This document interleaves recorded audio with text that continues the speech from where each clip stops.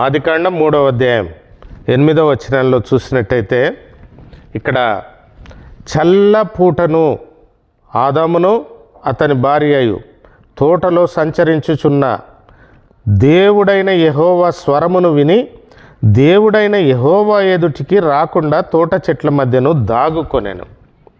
ఇక్కడ దేవుడు సృష్టించినటువంటి మొదటి దంపతులు ఆదాము అవ్వ. వారితో దేవుడు సాయంకాలం పూట వారితో నడుచుకుంటూ వారితో మాట్లాడుతూ వెళ్తున్నటువంటి సమయం అది.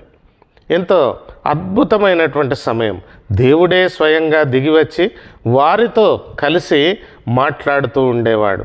అయితే ఆ సమయంలో వారు చేసినటువంటి ఆ యొక్క పొరపాటు, వారు ఏమైతే చేసి ఉన్నారో, ఏదైతే తినకూడని పండు తిన్నారో, ఏదైతే దేవుడు ఆజ్ఞాపించి ఈ పండు నువ్వు తినకు అని చెప్పినారో ఆ పండును వాళ్ళు తిన్నారో అప్పుడు వారికి ఏమైపోయిందని అంటే సిగ్గు ఏర్పడ్డది.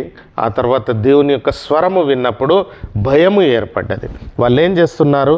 చల్లపూటను ఆదామును అతని భార్యయు తోటలో సంచరించుచున్న దేవుడైన యెహోవా స్వరము విని, ఇది ఒక అద్భుతమైనటువంటిది.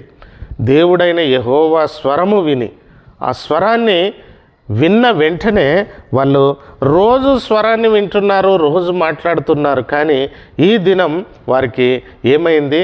ఒక భయము కలిగింది. విని దేవుడైన యెహోవా ఎదుటికి రాకుండా తోట చెట్ల మధ్యను దాగుకొనెను. ప్రతిరోజేమో దేవుని దగ్గరికి వస్తున్నారు, ఆయనతో కలిసి ఆ యొక్క చల్లని వాతావరణంలో మాట్లాడుతూ ఉన్నాడు దేవుడు, వారికి బోధిస్తూ ఉన్నాడు, తిరుగుతూ ఉన్నారు.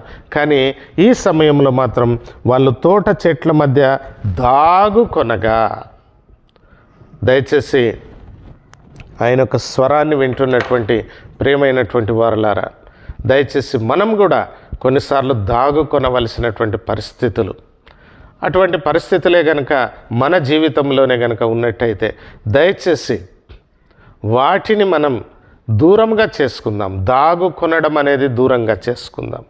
ఎందుకనంటే దేవుని సన్నిధిలో మనం కనబడాలా. ఆయన మనతో మాట్లాడడమే ఎంతో గొప్ప విషయం. ఆయన మనతో సంచరించడమే ఎంతో గొప్ప విషయం, అద్భుతమైనటువంటి విషయం అది. కానీ ఇక్కడికి వచ్చేసరికి ఈ యొక్క దంపతులు వారు దాగుకొన్నారు.